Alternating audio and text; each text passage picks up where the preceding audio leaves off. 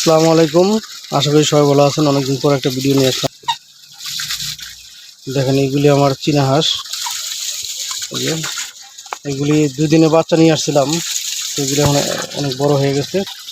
দেখেন কেমনে পানি খায়, সুন্দর দেখছেন কত বড় বড় পানি খায় কীভাবে হাঁস। এটা হাঁসের জন্য বানাইছি, গোসল করার জন্য, করার জন্য। আর এটা হচ্ছে চীনা মুরগি, মানে তিতি মুরগি যেটা, এটার আর একটা ছিল, এটা মারা গেছে।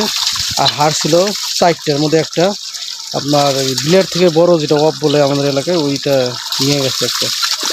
মানে 3টা আছে, 3টার মধ্যে একটা মেয়ে আর 2টা ছেলে, সম্ভবত বড়গুলো ছেলে হবে। কেমনি পানি খায়, ভালোই লাগে। পানি পাইলে হাঁস অনেক খুশি, কীভাবে পানি খাইতে।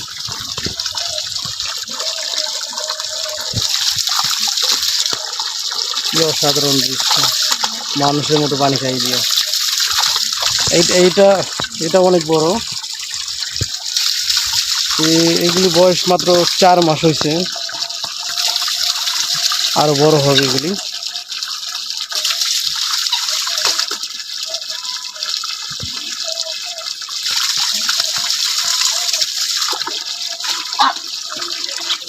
ও একাই খাইবো পানি, আর অন্য কাউরে খাইতে দেবো না,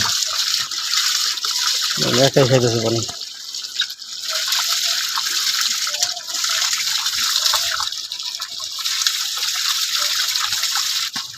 আর একটা জিনিস, এই আপনার এইগুলি হাঁস আর মুরগিগুলি আমি একসাথে আনছিলাম।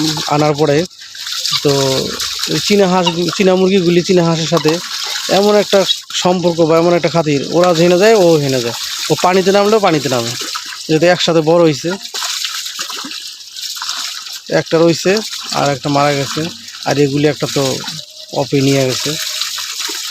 ওর সাথে সারাদিন থাকে, সারাদিন জেনে যায়। এই 3টা ও হেনে যাইব, একসাথে খাওয়া দাওয়া করে। বাকিগুলির পানি খেতে দিবি না, একা খাইতেছে পানি।